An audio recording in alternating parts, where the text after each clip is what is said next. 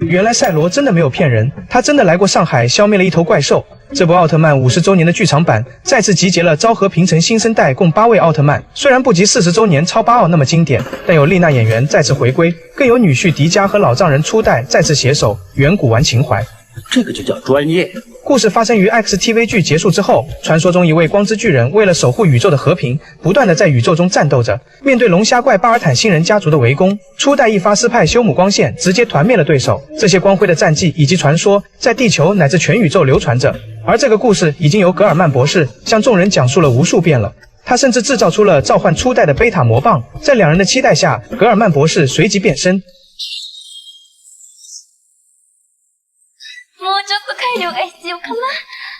画面一转，基地众队员迎来了久违的闲暇时光。然而一处超古代遗迹发出了异常电磁波警报，艾克斯人间体大帝以及明日奈前往调查。两人来到遗迹后，遇见了一位名叫优斗的小男孩。就在攀谈之际，其母亲赶了过来，正是我们熟知的丽娜队员。当年25岁参演的迪迦，2016年都已经是45岁的年纪了。在这剧场版中，他是一位名叫玉城彩沙的教授，也是他通报的这里的异常电磁波情况。就在此时，一位名为黑崎的富豪正带着摄影团队准备探索此处的神秘遗迹。随着一声令下，遗迹便被炸出了个大洞。这咋跟迪迦最终圣战的情节如此相似呢？别急，接下来还有更像的。众人跟随着黑崎一同进入遗迹之中，而映入眼帘的居然是迪迦奥特曼的石像。在玉成教授的介绍下，在古书中的确记载了关于远古巨人迪迦的事迹，宇宙抛尸王的名号算是坐实了。不仅如此，石像旁边还摆放着一块青石，后方的石碑上的文字记载着：根据青石的意志，天空之光与大地之光在此结合，当圣洁的羁绊之光重现之时，黑暗将回归到黑暗的世界。結びの光を持つ者にこの石を託さん。正当几人疑惑着羁绊之光者时，黑崎一把夺下这颗青石，因为这片土地已经被他的公司收购，出土的一切文物都归其所有。然而可怕的事情就此发生，随着遗迹不断产生震动，炎魔兽赛格古冲破遗迹，就此复苏。众人逃跑途中，玉成教授不慎跌倒，就在这危难时刻，大地及时和艾克斯一体化，护住了玉成教授。可没成想，直接被赛格古一巴掌扇飞。艾克斯随即与其展开较量，但万万没想到赛格古战力异常强悍，艾克斯基本无还手之力。随后艾克斯化身超越形态，使出全力冲向赛格古，但赛格古一发甩尾，直接破解了其招式。紧接着蓄力吐出光线血腥之虹，艾克斯毫无招架之力，更是直接被打回了人间体，甚至变声器 X 终端也一同被高温腐蚀，几人已无可战之力。但赛格古释放地狱血之池后，却消失在了原地。众人回到基地之后，玉成教授向众人介绍了赛格古的来历。古书中记载，远古时期赛格古统治着地球，但光之巨人的降临镇压了赛格古。根据碑文的描述，必须找回青石才有重新封印赛格古的可能，但青石早已被黑崎带回了自己的公司，并且通过电视直播展示着这一遗迹至宝。但众人看着这平平无奇的青石毫无波澜，殊不知其蕴含着极其强大的力量。同时西欧本部通过监测得知，赛格古正朝着黑崎的大厦逼近，而目标正是那一颗青石。随后玉成教授和明日奈一同前往拿去青石，而其他队员便整装对抗赛格古。此时优斗在科学家刘一的带领下来到了实验基地，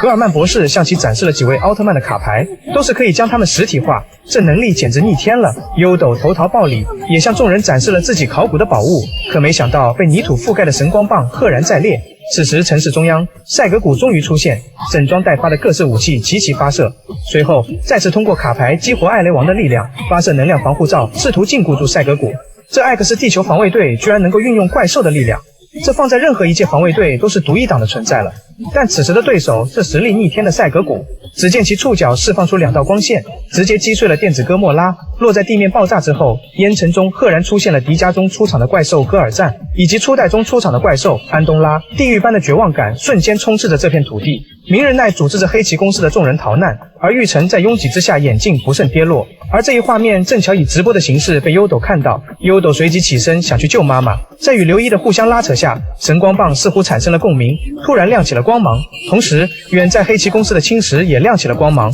还在维修的 X 终端也一样都亮起了光芒，这无不预示着三者的羁绊之力正在遥相呼应。随后刘一和优斗携带着 X 终端前往黑崎大厦，而青石在争抢之中恰好滚到了玉成的面前，玉成立刻带着青石逃跑，而刘一和优斗也及时赶到，将 X 终端交给了大地。随后优斗在大地的陪同下一起去寻找妈妈。此时赛格古蚁来到大厦前，一巴掌直接将大厦打穿了个大洞，玉成被钢架压住无法动弹。黑崎在救援之下，甚至还闪到了腰，还是拉了坨大的。此时大地和优斗几人同时找了过来，但凭几人的力量依然无法挪动钢架。眼看稀有洞队员的攻击无法阻止赛格古的脚步，玉成呼喊着众人赶紧逃跑，但优斗不想放弃母亲的决心，引起了神光棒的共鸣。没想到优斗在奋力之下，居然一把将钢架抬起，救出了妈妈。只见神光棒不断闪烁着光芒，泥土褪去，终于露出了它的原本模样。青石和 X 终端也发出光芒，产生了呼应。但此时赛格古突然发难，在危急之下，优斗举起了神光棒，直接变身晨光之战士迪迦。同时 X 终端也恢复如初，大地立刻开始一体化。艾克斯和迪迦犹如天神般出现在了城市之中，随后便出现了这一经典的一幕。两位奥特曼的出现印证了碑文上的文字。その絆が天と地とをつなぐ光なんだ。その光とユナイトするからこそ、私たちは光の巨人と呼ばれるんだ。只见此时青石也发出了光芒，飞到空中之后突变成了一颗红色球体。在众人的期盼下，初代奥特曼闪亮登场，昭和平成新生代。这份跨越3个时代50周年的时空联动，再次将情怀拉满了。只见初代自觉让出 C 位，两方的终极对决一触即发。可没想到迪迦对上了安东拉，初代对上了戈尔赞。哥们儿，你俩挑错对手了吧？只见安东拉朝着天空飞去，迪迦便变换成空中形态紧随其后。初代和艾克斯则在地面合力应战戈尔赞赛格古，同时稀有众队员也在战斗中协助着三奥。更是在电子火山怪鸟巴顿的力量加持下，一个突击直接烧毁了安东拉的翅膀。迪迦来到地面后，立刻切换成力量形态，再次与安东拉展开较量。没想到小男孩优斗变成了迪迦如此之强，打得安东拉毫无抵抗之力。而另一边初代则陷入了苦战，被戈尔赞一个圆球撞击倒向了一栋大楼。不得不说，大楼的质量真的好。此时稀有队员再次发力，读取电子杰顿以及电子哥莫拉后，随即发射2发炮火，戈尔赞直接被打回原形，瘫坐在地。初代抓住机会，立刻发射斯派修姆光线，戈尔赞直接被击败。而另一边，迪迦也迎来战斗尾声，奋力一拳直接打断了安东拉的触角。终于知道你俩为啥交换对手了，原来你看上了人家的触角啊！随后，迪迦变换成复合形态，立刻发射栽培利敖光线。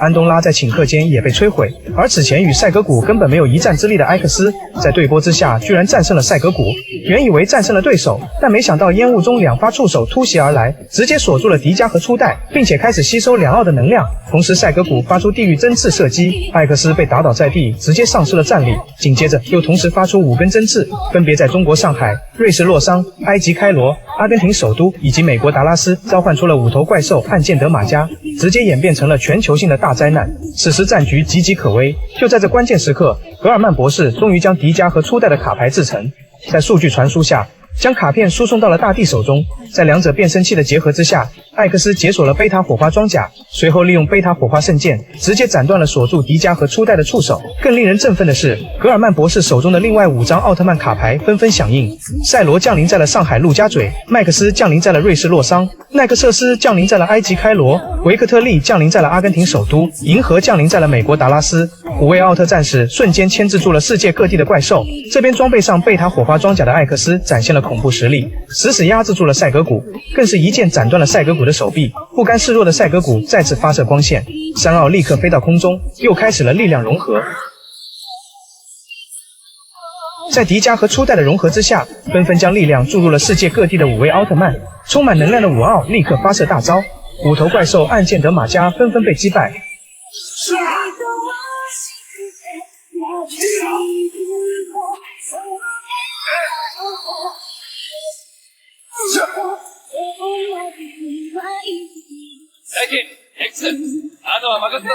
而主战场这边也迎来了终极对波，赛格古一发终极光线射向蓄力的艾克斯，只见一阵烈焰之后，艾克斯毫发无伤，蓄力完成的贝塔闪光光剑终于发射，一击直接击杀了炎魔兽赛格古。一切尘埃落定，其余5奥一起来到此处与3奥会合。在寒暄之后，5奥一起离开，没想到赛罗还收获了一位小迷妹刘一。迪迦则变回了优斗，初代也飞向了宇宙，而大地和艾克斯的故事仍在继续。